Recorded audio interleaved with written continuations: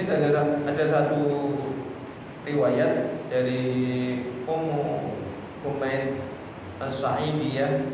Beliau berkata bahwa ketika beliau menyatakan keinginannya kepada Rasulullah SAW untuk sholat berjamaah bersama beliau, maka kemudian Rasulullah SAW memberikan satu nasihat. Qad alimtu wa sholatuki fi hujratiki khairul laki min sholatiki fi qaumik wa sholatuki fi masjidi qaumiki khairul laki min sholatiki fi masjidil jamaah. Aku tahu keinginanmu, aku paham karepmu, apa yang kamu inginkan itu saya paham. Rasulullah ngerti ketika ada seorang muslimah curhat kepada Nabi pengen ikut sholat berjamaah di masjid bermakmum di belakang Nabi. Terus sih nasihatin, aku ngerti karepmu, ayo pingin bisa bersama-sama umat Islam untuk sholat berjamaah di masjid. Akan tetapi sholat yang kamu kerjakan di rumah, sholat fardu dikerjakan di rumah bagi kaum wanita, itu lebih afdal, lebih baik daripada sholat yang kamu kerjakan di masjid kaummu. Masjid kaummu itu maksudnya di sini masjid yang di situ memang relatif khusus untuk wanita. Kalau aslinya sekarang itu ada musola kecil itu. Nah, kan ada masjid yang dipakai sholat jamaah, atau langgar atau musola. Maksudnya musola itu apa? Kalau zaman dulu, kaum laki-laki itu sholat berjamaah di masjid jami, sementara kalau kaum wanita pengen sholat berjamaah di musola tadi. Ning saat ini gimana? Bodoh wae ini musola sama masjid itu sekarang sama, bedanya musola dipakai musola nggak dipakai sholat Jumat, kalau masjid dipakai sholat Jumat, paling gitu aja. Gitu. Jadi antara musola dan masjid Diror itu kadang-kadang mirip, kadang-kadang ya. Nah masalah gimana? Itu cuma sak kamu masjid ora kebak ya, enggak sesak ya. Masih muat, masih longgar. Sementara karena merasa ribet lah aku gak bisa sholat dewi di sini kerja. Aku bisa ngimami ya gitu kan. Kalau di sana aku cuma jadi makmum. Nah, repot lah itu kan. Ya tidak semua musola kayak gitu ya. Tapi banyak kasus kayak gitu.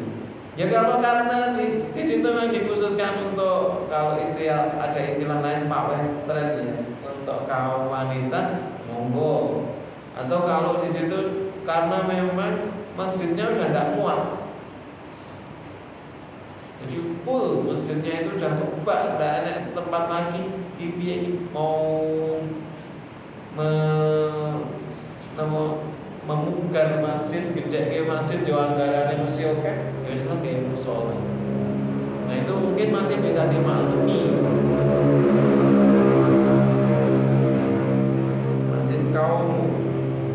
Kemudian sholat yang kamu kerjakan di masjid kamu itu lebih baik daripada sholat yang kamu kerjakan di masjid jami atau masjid yang umum kayak ini dipakai sholat.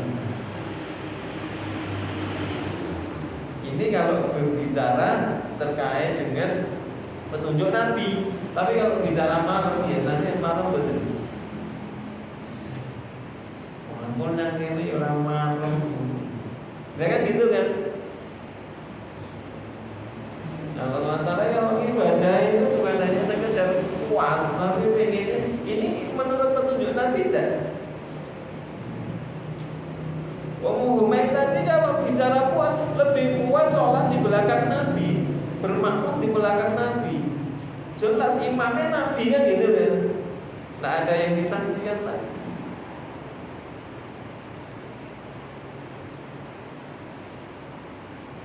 Tapi ternyata Nabi menasihati semacam itu. Sholatmu di rumah itu lebih afdal daripada kamu sholat di masjid kamu. Sholat di masjid kamu lebih afdal daripada kamu sholat di masjid jami. Ini hadis ini dalam suasana kondisi normal. Zaman sekarang juga perlu diperhitungkan, perlu dibayangkan, perlu jadi renungan. Jika kaum wanita, para muslimah itu ujian mengamalkan riwayat ini secara saklek, kira-kira berapa banyak masjid ataupun mushola yang rangguin jamaah meneh?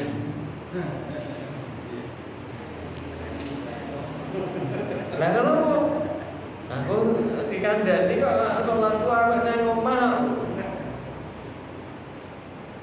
Ternyata begitu kayak gitu bapak-bapak tadi atau para laki-laki kaum muslimin itu juga tidak kemudian ini berarti tanggung jawab para laki-laki untuk memakmurkan masjid, ya udah. Akhirnya masjidnya kosong. Masjid dibangun bagus-bagus, nyaman-nyaman, terus ini ramah penghuni nih. Ternyata kasus kayak gitu. Lalu direwangi tadi para muslimah tadi, kaum wanita tadi ikut sholat jamaah di masjid aja belum penuh kan ya teman. Apalagi kemudian ini ya wes lah mulai ya sholat nang omah. Ya kita bisa bayangkan kira-kira masih di masjid ini. Sementara masyarakat kita, kebanyakan orang Islam di Indonesia itu semangat bangun masjid. Saking semangatnya kadang-kadang gedang-gedang terus nggak buang lewat dari iuran barang. Iya kan? Ya kalau kayak gitu kemudian setelah jadi itu semangat untuk memakmurkannya itu mungkin masih mending lah. Tapi semangatnya kadang-kadang hanya bangun toh, setelah jadi tidak difungsikan untuk ibadah.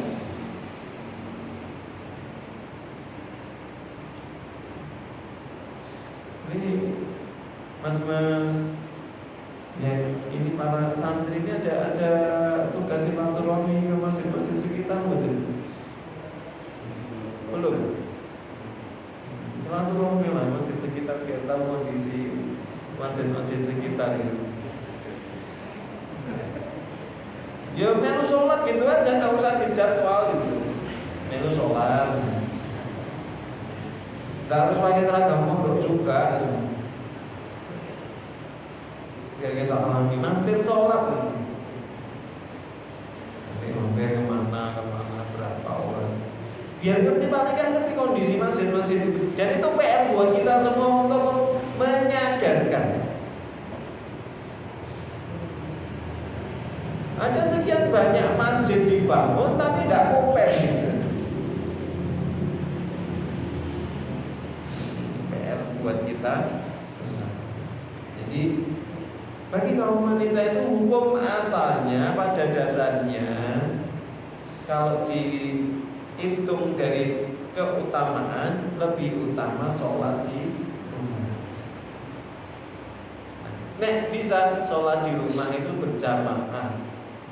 Misalnya bersama dengan anggota keluarga yang putri-putri.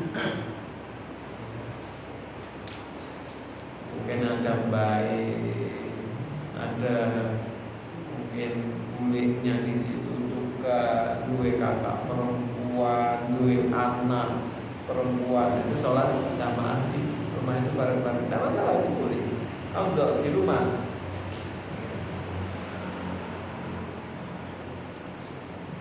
Ini kalau kita bicara afdol ya keutamaan.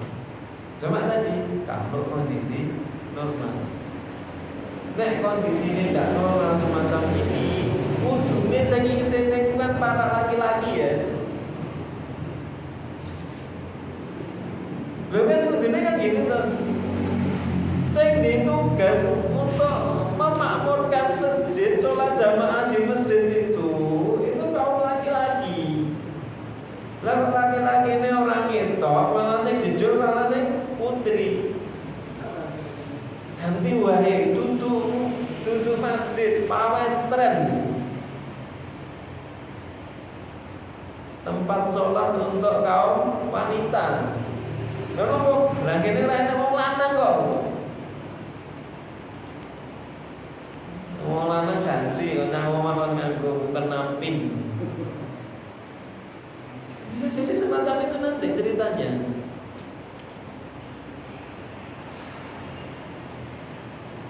Ini penting ya, karena sekarang itu ya jadi satu fenomena.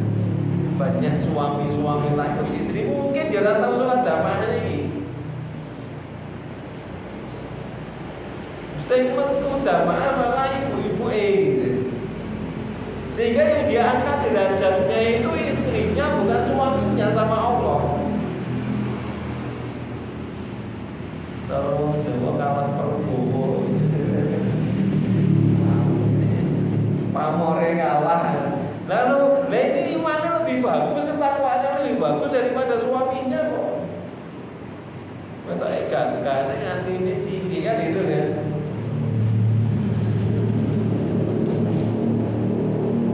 Jadi ini jadi penuhan kita. Kalau mereka orang kafir ya itu urusan mereka. Kalau orang Muslim ngakunya Muslim,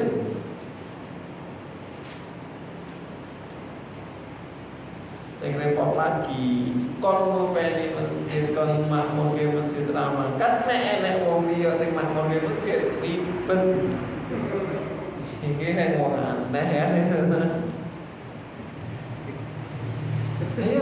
itu namanya di makmur ke wah saya repot ya wis tak openane yo ojo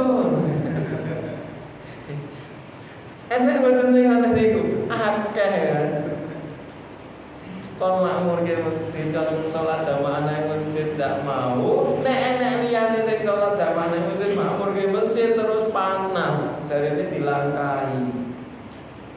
La haula wala quwata illa billah. Nek ngoten niku kan, tak itu. Bener iki kayak banyak.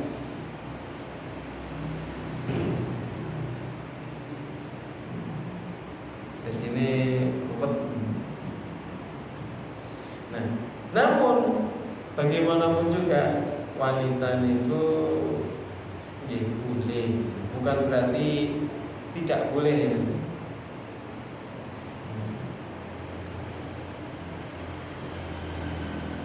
Bukan berarti tidak boleh sholat jamaah. Rasulullah Shallallahu Alaihi Wasallam juga pernah menyampaikan suatu petunjuk. La tamna'un nisaa ayyahruzna ilal masajida wa buyutuhunna khairul lahunna. Janganlah kalian melarang para muslimah, para wanita itu pergi ke masjid untuk sholat jamaah, walaupun melaksanakan sholat di rumah lebih utama bagi. Nek pengen ke masjid bukan berarti terus rawleh gitu. Mulai enggak, bukan kayak gitu. Dipersilahkan, boleh. Cuma kalau ingin mencari yang lebih utama, maka di rumah itu lebih utama. Tapi tanda kutipnya tadi ini dalam kondisi normal. Nanti tidak normalnya seperti apa nanti kita akan bahas sebentar lagi insya Allah. Jadi bukan berarti terus dilarang. Misalnya punya anak perempuan, punya saudara perempuan, kok pengen ikut sholat jamaah di masjid, jangan kemudian dilarang. Tapi dinasihati lagi sholat di rumah di masjid. Kondisi normal lebih afdal, lebih utama ketika sholat fardunya dikerjakan di rumah bagi para. Dalam riwayat lain juga dijelaskan, janganlah kalian melarang para wanita pergi ke masjid-masjid, akan tetapi dalam mereka keluar tanpa memakai wewangian. Misalnya berangkat ke masjid.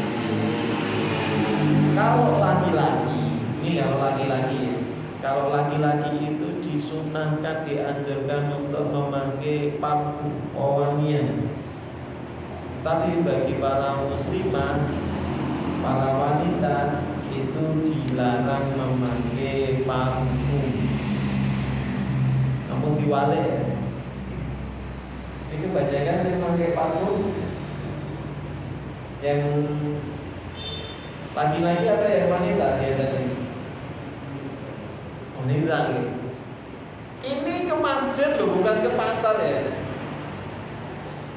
Bukan ke mall ya, bukan piknik ya. Ke masjid tidak boleh pakai wangian, apalagi ke pasar. Mestinya kan gitu kan. Apalagi ke mall, apalagi pas piknik.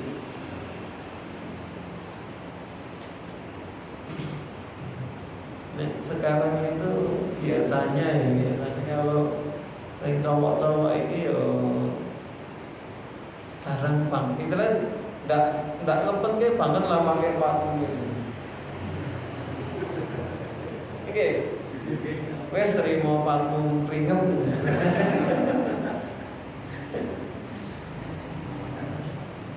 Nggak yang tanggal ini parfumnya aneh. Oh ini parfum rasa jeruk lemon.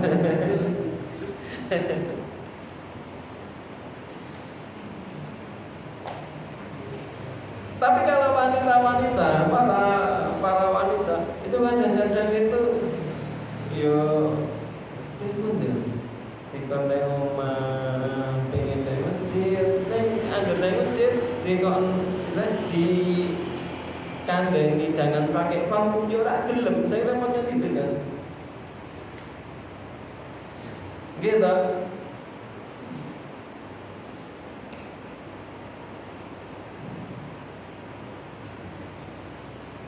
Kadang-kadang itu ya saya itu kan kadang kalau pagi itu kan kadang saya siram-siram itu tanaman yang ada di depan hampir pas ada lewat itu sudah sampai jauh itu ambune saya mengganggu hidung gitu. Apalagi saya itu kan alergi ya, alergi parfum yang menyengat itu kan alergi, pusing gitu. Itu sering banget. Ini mesti cewek lewat. Yang cowok lewat nggak mungkin ampuni kayak gini.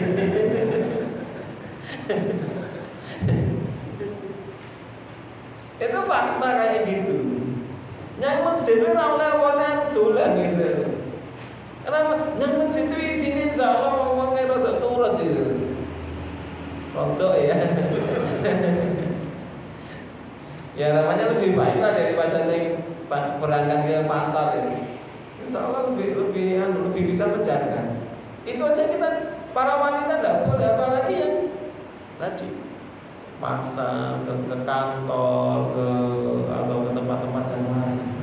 Mestinya lebih hati-hati lagi. Mestinya lebih tidak boleh untuk memakai wangian. Ini yo jenenge wong iki nego-nego kan. Sekarang itu jarang para muslimah itu sih namun mau pergi nggak ribet itu jarang.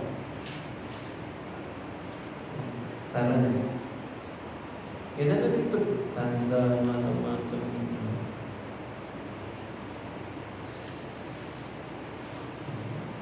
Nanti masing-masingnya terus kecil-kecil lulus atau main lulus.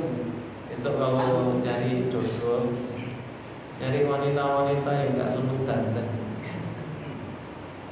terutama pas bulan, nggak ribet. Kurang kenal skincare.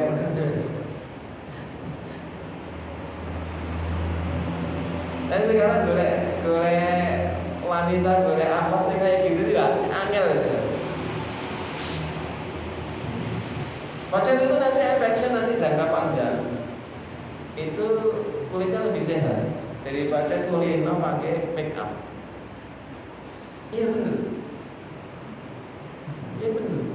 Kalau saya kulitnya pakai make up itu nanti sekitar umur berapa, lewat 35, itu sudah ya tak ditutup nganggo make up itu ada bekas-bekasan, ada sesuatu yang tapi yang tadi kulitnya pakai make up itu ya memang tetap alami. Ya mungkin ada keriput orang umur lebih 40 ya wajar gitu. Tapi tetap sehat kulitnya. Nek ndak percaya takok ibu kalian.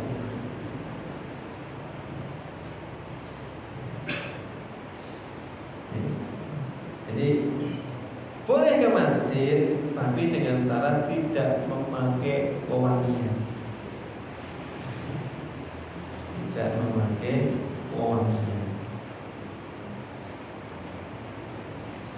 Kemudian dalam riwayat yang lain dari Abu Hurairah, Rasulullah Shallallahu Alaihi Wasallam pernah bersabda, ayyuma imra'atin asabat bukuran fala tashhad ma'anal isa al-akhirah. Bagi wanita yang memakai pewangian, janganlah ia turut sholat isya bersama kami. Sholat isya berjamaah bersama Nabi maksudnya. Tidak boleh. Tidak boleh. Ini larangan dari Nabi.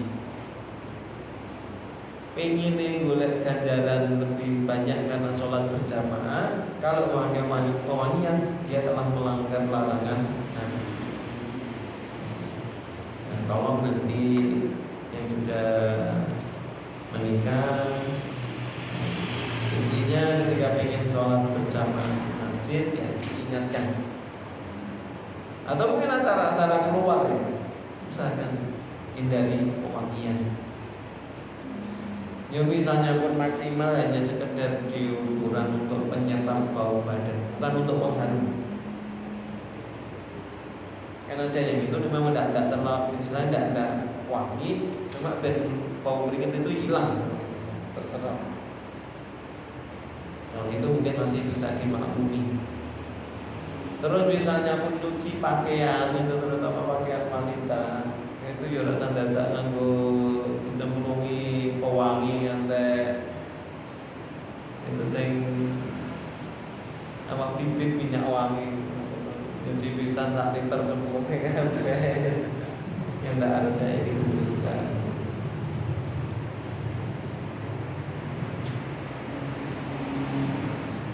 Aku nganggo minyak wangi kok, ini wambine niku ketika mau cuci pakai parfum macam-macam itu terus dosis tinggi ya waduh baik kan gitu kan.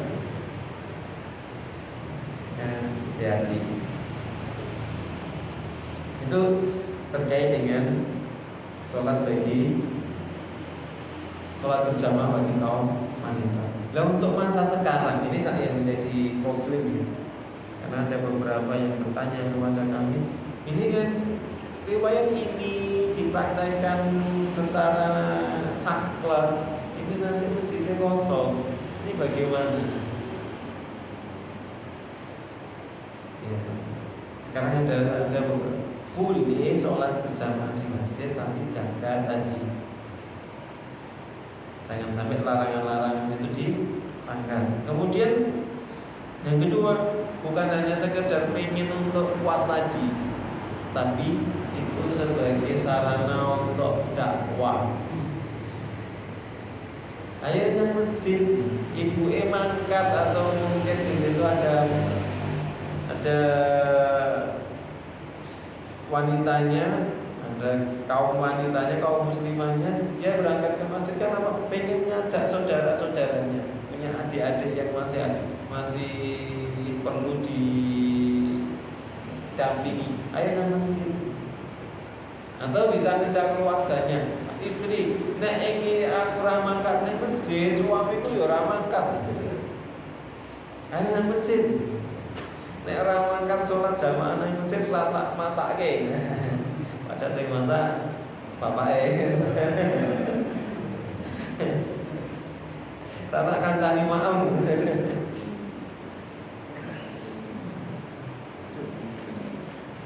Jadi itu bisa, mestinya ada misi semacam itu. Kenapa? Nanti kalau sudah bapak-bapaknya, para suami, para pemuda, yang laki-laki itu sudah rajin memakmurkan masjid, maka yang kaum wanita tadi harus geser lagi. Tugasnya sudah selesai, lebih afdal sholat di rumah. Ini mestinya caranya semacam itu, bukan terus ngerti hadis ini tadi tentang keutamaan sholat di rumah bagi wanita, terus itu belas ramangkat masjid kosong, enaknya ikut imam tok. Nah, gimana? Lo biasanya jamaah ya jamaah putri wis ngerti hadis iki ra gelem mangkat ning masjid. Ya wis lah masjid dibubarke wae. Imame ra duwe makmum ya wis, aku tewas tak rewangi nang masjid ya padha wae mumpate terakhir nek makmume. Salat sendirian ya wis padha-padha nyang omah wae. Masjide bubarke wae to. Nah, akhirnya kan jadi kayak gitu. Jadi cara memahaminya, nah karena memang kondisi saat ini tidak normal, cara memahaminya yaitu dengan bijak. Nah kondisinya itu ya seperti misalnya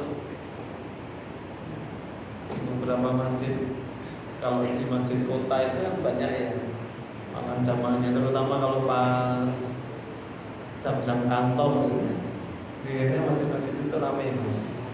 Tidak di kampung. Kampung itu kalau dulu asar itu prihatin. Subuh dan isya juga hampir sama. Sing rada anu itu paling maghrib kan gitu. Rada. Kayak mungkin jadi renungan ya. Mestinya bagi para pemuda, bapak-bapak, para suami itu malu lah. Nek sing makmur di masjid kok malah kaum wanita izin. Jadi kondisi saat ini silakan dengan niat untuk menjadi inspirator. Bensin lenang-lenang dan saya bapak-bapak mas-mas itu ya izin. Nah saya jangan sekedar bermangkat tok itu ya, ngampiri tonggone, ngampiri yo ketika ada ketemu orang akhirnya masjid. Jangan sampai kita ngajak sholat ke masjid itu izin. Ojo kalah karo jamaah tabligh itu loh. Tahu jamaah tabligh kan? Ya. Jamaah tabligh itu loh, ada orang nongkrong di pinggir perempatan ya, pinggir perempatan jalan nongkrong. Itu kadang-kadang orangnya itu sambil main domino, main karambol aja didatangi mungkin ya Pak masjid ya Pak, mungkin aku dengan sholat jamaah ke masjid. Itu mereka berani ngajak kok. Mereka itu berani ngajak, itu ngajak nang apik kok. Kira-kira kalau kita berani tidak? Ada orang duduk-duduk, itu jangan ngobrol, main remi, terus kita datangi, kita terus sendirian. Kira-kira berani tidak? Aku yakin.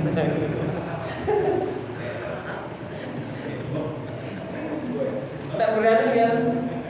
Murah mental kan?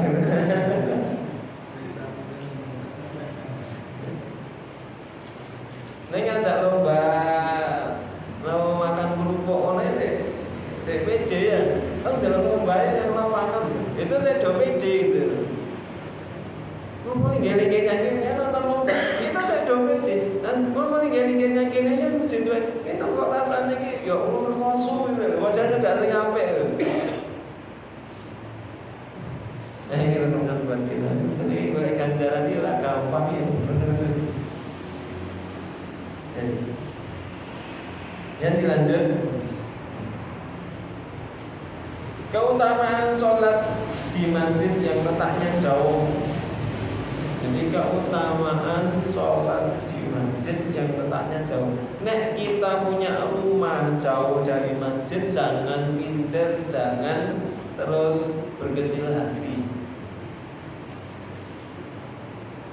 Kenapa? Kadang-kadang orang bayangke enak yo sing omahe sampai masjid, mampu masjid. Nek ora jamaah nek masjid kan bangetan gitu. Ora jamaah nek masjid bangetan.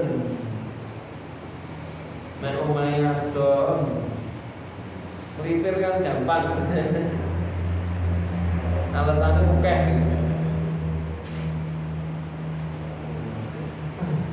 Kan banyak dari rumah cari yang kira-kira lokasi dekat masjidnya ya kan, itu biasa kan.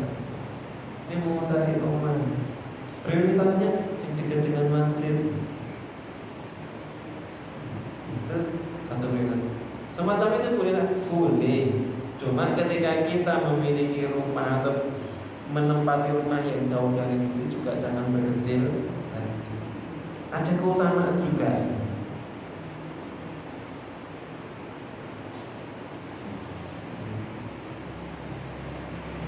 Rasulullah Shallallahu Alaihi Wasallam pernah bersabda, Inna a'dhaman nasi fi sholati ajran ab'adhum ilaiha mamsa.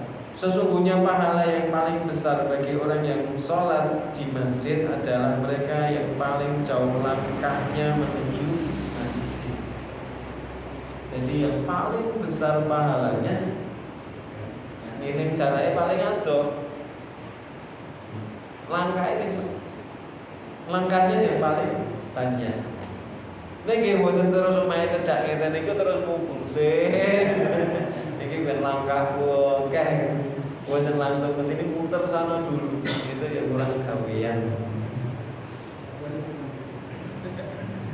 Jadi ini ketika memang kita memiliki atau menempati rumah terus jauh dari masjid, jangan berkecil hati. Jangan berkecil hati. Mungkin Jabir pernah berkata bahwa di sekitar masjid terdapat tanah-tanah kosong. Jadi di sekitar Masjid Nabawi dulu itu ada tanah-tanah kosong. Maka Bani Salamah, salah satu keluarga di kalangan Ansor, ingin pindah ke tempat tadi di dekat masjid tadi, ingin pindah rumah, ingin dekat masjid. Mendengar hal itu, maka kemudian Rasulullah Shallallahu Alaihi Wasallam memberikan satu nasihat. Apa nasihatnya? Innahu balaghani annakum turiduna an tantahilu qurbal masjid. Qalu na'am ya Rasulullah qad aradna dzalika. Faqala ya bani Salimata diyarakum tuktab atharukum. Aku mendengar berita bahwa kalian ingin pindah tempat tinggal ke dekat masjid. Apakah ini benar? Maka mereka menjawab, benar wahai Rasulullah, kami memang bermaksud, kami memang menginginkan hal itu. Maka Rasulullah SAW bersabda, wahai Bani Salamah, tetaplah kalian di tempat tinggal kalian. Niscaya akan dicatat setiap langkah kaki kalian menuju ke masjid. Maksudnya dicatat sebagai kebaikan. Di rumah pinggir atau soko masjid. Terus kalau masjid ada, sekitar masjid ada tanah kosong yang bisa ditempati, maksudnya ada peluang, itu pengen pindah, maka dieleki kalau nanti wis manggononya nggonmu ngene wis penak. Setiap langkah kalian menuju masjid berarti kan langkahnya lebih banyak karena jauh. Itu akan setiap langkah akan dicatat, maksudnya dicatat sebagai pahala kebaikan. Jadi ketika memang rumahnya jauh ya jangan minder, jangan terus tahun itu terus tak jauh kalau rumahnya tidak masjid kan kayak gitu juga. Nah yang rumahnya sudah dekat masjid tidak perlu kemudian wes aku tak geser wes saya ngatur. Ada cerita, ini ada cerita. Ini bukan hanya cerita fikih bener ini. Saya ini punya kenalan di daerah Salatiga. Beliau ini membeli rumah di samping masjid. Kalau dulu masih tanah ini, tanah di samping masjid. Padahal tanah itu sudah dibikin fondasi, sudah ada fondasinya, siap untuk dibangun. Ternyata yang punya tanah tadi ingin pindah gara-gara apa? Gara-gara keluarganya tadi pengen mewakafkan tanah di samping tadi yang mau rencana mau dibangun rumah tadi mau diwakafkan untuk masjid. Jadi ini ada rumah, ada tanah sudah dibuat fondasi, pengen tinggal bangun saja ke atasnya. Nah terus ternyata keluarganya tadi tanah sebelahnya ini diwakafkan untuk masjid. Ini muslim loh, ini bukan non muslim ya, saya di rumah tadi. Akhirnya tanahnya tadi dijual, aku rahasia rumah neng pinggir masjid. Ada yang kayak gitu juga gitu. Bukan karena pengen golek atau ben langkai oke, bukan gitu ya.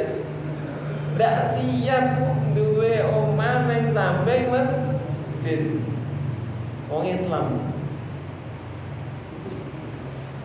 Sing wakaf itu keluarganya. Jadi orang tuanya punya tanah gitu. Terus dibagi-bagi untuk putra-putranya, ngengeh ke sebagian, kemudian diwakafkan untuk masjid. Nah, sing di rumah, sing di tanah bagian sing jejere tadi akhirnya dijual. Sing beli itu yang kenalan saya di Salatiga. Ya, itu ya beneran toko lemah yang pinggir.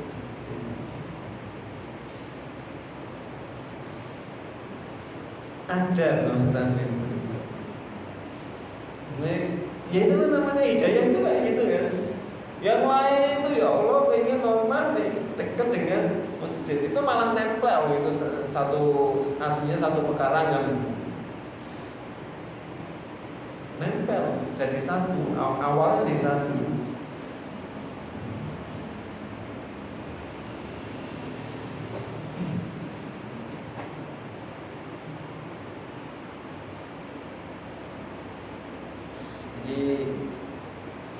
Semakin jauh jaraknya, maka insya Allah itu pahalanya juga semakin besar. Bahkan ada beberapa sahabat itu ketika rumahnya jauh dari masjid, kemudian ada yang nawari, kok kamu pindah atau rumahmu tak ijoli, kamu esok pindah ke yang lebih dekat lagi, kamu biar tidak kecapean. Tidak, saya tidak akan tukar rumah saya itu walaupun jauh dari masjid. Saya merasa bahagia, merasa senang. Kenapa? Karena dengan jarak yang jauh itu maka pahala kebaikannya itu lebih besar. Langkah saya ke masjid lebih banyak. Di jauh rumah yang dekat masjid tidak mau. Tapi konsekuensinya ya berusaha ketika rumahnya jauh itu ya mulat jam, tahu mulat jam, ganti jam, kira-kira jam sholat. Waktunya sudah masuk, belum, dia nanti apa? Nah, kalau nggak ganti karena rumahnya jauh, waktu untuk jalan ke masjid juga lebih lama. Begitu sampai ke masjid masbuk terus. Kalau masbuk berarti kan kehilangan kesempatan untuk amal-amal yang lain, sholat-sholat sunnah kan, tahiyatul masjid. Mana tahiyatul masjid sudah banyak, sudah rakaat kedua. Tahiyatul masjid masa ya pas sholat jamaah lagi. Belum kok pas sholat jamaah kok sholat sunnah kita tahiyatul masjid. Ini tidak tak pas juga. Terus juga yang perlu diperhatikan bagi para takmir turun makmur itu juga mengukur sama ini jaraknya jauh atau tidak, dekat-dekat atau tidak. Kira-kira kalau yang paling jauh itu berangkat ke masjid butuh waktu berapa menit? Ini bisa diperhitungkan. Supaya ngatur waktu. Jarak antara adzan dan iqamat itu bisa lebih proporsional. Jangan sing ukuran sing paling cedek, tapi justru sing paling jauh.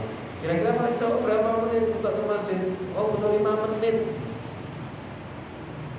Kalau orang dengar adzan terus wudu berangkat ke masjid, sampai di masjid itu kira-kira butuh berapa menit mulai dari azan tadi? Oh, ternyata butuh waktu 10 menit. 10 menit sampai ke masjid, butuh untuk dikasih kesempatan sholat tahiyatul masjid 2 atau 3 menit. Ya minimal loh, jarak antara azan dan iqamah itu 13 menit atau mungkin 15 menit. Ini misalnya ada jamaah sing jauh. Kalau jamaah yang di situ dekat-dekat, ya berarti bisa lebih pendek lagi, mungkin cuma 10. Ini disesuaikan. Jangan lumure lo, entah ini kalau nggak teko-teko, lo mau cedek ada nama. Ya sing ukuran biasanya segitu. Sing atau iya begitu dengar adzan ya gage-gage wudu. Tapi ternyata ya enggak segera Islam. Loh, aku mah ya begitu krungu adzan lek wudu. Ya ora nyantai ya lek makan nang masjid, teko masjid wis masbuk. Itu kalau kayak gitu berulang, kira-kira besok mau ke masjid lagi rasa-rasa enggak? Ya rasa-rasa paling telat. Masjid dia akhirnya nanti jadi kayak gitu. Paling ke masjid bisa telat. Kamu mah apa ya foto-foto terlambat. Arkobiah itu ya santai lah langsung. Ya kan gitu. Itu belum lagi ngitung kopiahnya loh. Nah, itu masih perhitungan.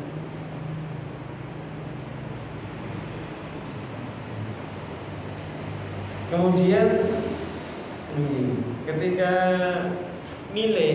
ada beberapa lokasi yang sama-sama berdekatan, walaupun ini tidak nyunah ya sebenarnya artinya, maka kalau bisa milih yang jamaahnya banyak.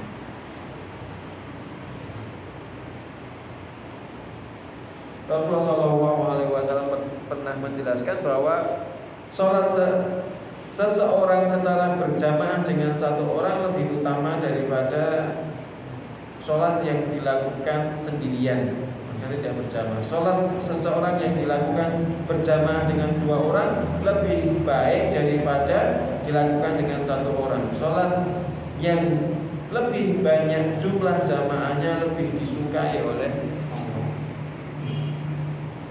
Artinya nopo, semakin banyak jamaahnya itu lebih afdal. Gak usah lomba bikin musola. Semakin bisa digabungkan itu semakin baik.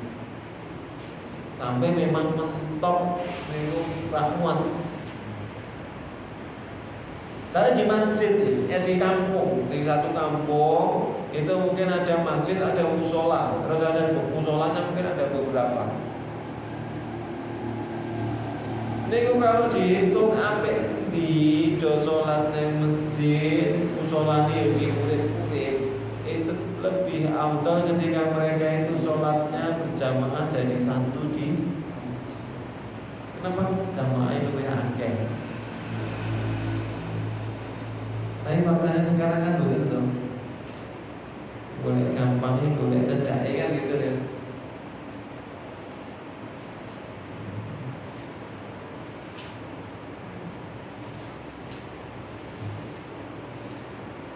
Kemudian ketika pergi ke masjid ini tidak terburu-buru. Ini ada berangkat ke masjid itu tidak tergesa-gesa, tapi secara tenang. Walaupun hampir terlambat.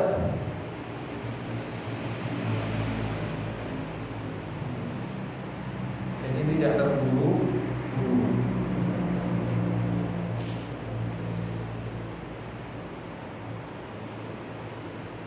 Ibnu Qatadah berkata, suatu ketika kami sholat bersama Nabi Shallallahu Alaihi Wasallam, tiba-tiba beliau mendengar orang-orang gaduh. Maka setelah selesai sholat, beliau kemudian bertanya, ada apa dengan kalian? Kemudian mereka menjawab, kami tergesa-gesa bergegas agar dapat mengikuti jamaah. Maka Rasulullah Shallallahu Alaihi Wasallam memberikan nasihat, janganlah kalian berbuat demikian. Jika kalian mendatangi sholat, hendaklah datang dengan tenang. Sholatlah kalian sedapatnya dengan berjamaah. Adapun rakaat yang tertinggal, maka sempurnakan. Sing kurang tutupno, dirampungke. Walaupun tertinggal, jangan kemudian laju, tergesa-gesa, kemerungsung, bukan lutut. Makna hadis ini, nek pengen tidak tergesa-gesa, tur entuk jamaah komplit, entuk takbir pertama, takbiratul ihramnya imam, ya maka yang datang ya ojo dipepet-pepet ki. Begitu dengan azan, azan santai, sedilongkas. Begitu sudah komat baru mangkat. Kemerungsung enggak? Tergesa-gesa enggak? Tergesa-gesa. Nek pengen tidak tergesa-gesa, ya jangan menunggu waktunya mepet baru persiapan. Tapi ya kita berusaha nonton. Syukur sudah hafal masuk waktu sholat itu, jadwal hariannya apa. Kalau sekarang mungkin kalau pakai HP kan sudah bisa disetel kan, banyak aplikasi-aplikasi untuk waktu sholat. Itu bisa disetting alarmnya mungkin 5 menit sebelum masuk waktu, 10 menit sebelum masuk waktu kan bisa. Jadi ingat, sudah punya alarm, kemudian bisa bersiapan. Jika ke masjid tidak tergesa-gesa, tidak ngebut kalau pakai motor, tidak berlari kalau jalan, bisa tenang. Kemudian Rasulullah Shallallahu Alaihi Wasallam juga pernah menjelaskan,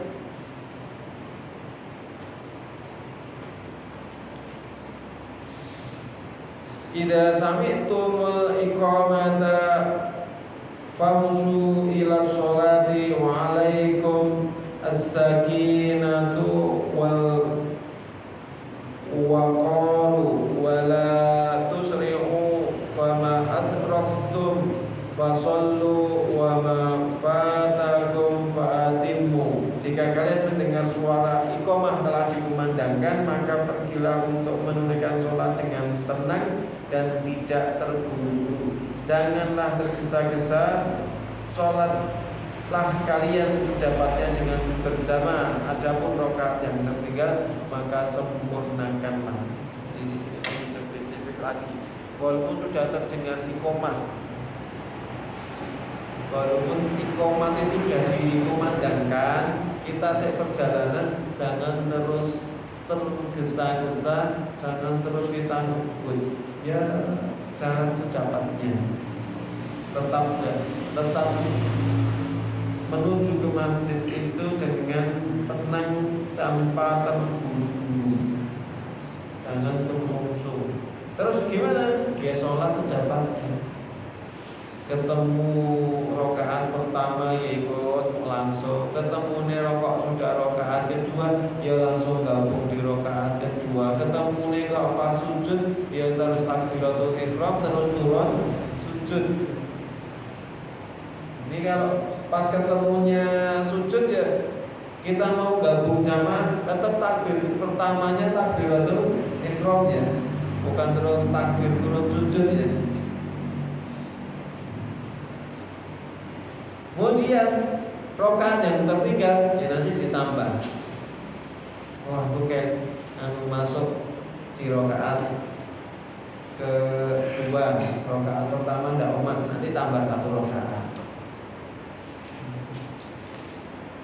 Ini untuk beberapa hal terkait dengan tadi hukum sholat berjamaah bagi wanita, kemudian semakin jauh jaraknya dari masjid itu pahalanya juga semakin besar. Ketika berangkat ke masjid jangan tergesa-gesa, jangan terburu-buru, jangan terungsung. Nanti ini dicoba dilakukan tadi beberapa hal tadi langsung ngantor terus kita harus mungkin sebelum saya akhirnya ada yang ditanyakan, Bu? Tidak ada ya. Oh, di sini soal no problem ya, mas-mas ini di pondok. Kalau di pondok itu orang jamaah kan bangetnya gitu kan. Ada alasan nopo ya di pondok kayak gini, kalau udah sholat jamaah kan mau alasan apa? Tidak ada. Saya repot-repot ngomong, jam sholat mesti ya. Tidak ada pelajaran jam sholat. Kalau kuliah gitu mungkin masih ada beberapa jadwal kuliah itu beberapa waktu sholat ya. Kalau orang kerja gitu jam istirahatnya tidak mesti pas jam sholat. Tapi kalau di pondok, alasan opo. Mestinya ada piye? Jejer. Jadi kalau sholat jamaah di masjid itu ya mau alasan apa? Mau alasan badannya gerah kotor lo kerjanya juga bawa karo motor hitam kok beda karo sing mantul ning sawah kan. Begitu dengar azan posisi mungkin mau nanam padi dan jadi galungan itu penuh dengan mungkin badannya reget kena lumpur masuk-masuk itu untuk bebersih itu butuh waktu kan gitu. Atau mungkin posisi masih di sawah, itu saya masih logis lah, masih orang wajar ya. Walaupun kalau bisa ya jangan terus buat alasan terus. Tapi kalau di pondok insya Allah tidak ada alasan yang kecuali sakit ya. Atau ketiduran, sakit, ketiduran. Pengen bedino ketiduran kok mendekati sholat jamaah, waktunya sholat itu jarang kan? Ya kalau sesekali ketiduran itu sesekali. Kalau tiap hari kok anggar lalu sholat zuhur mesti datang golek nanti keturun kok bedino. Ini memang sengaja. Ini yang bisa kita sampaikan, semoga nanti bisa jadi renungan ya. Renungan untuk kita semua bagaimana memberdayakan atau memanfaatkan masjid-masjid itu supaya bisa kembali lebih bermanfaat bagi umat.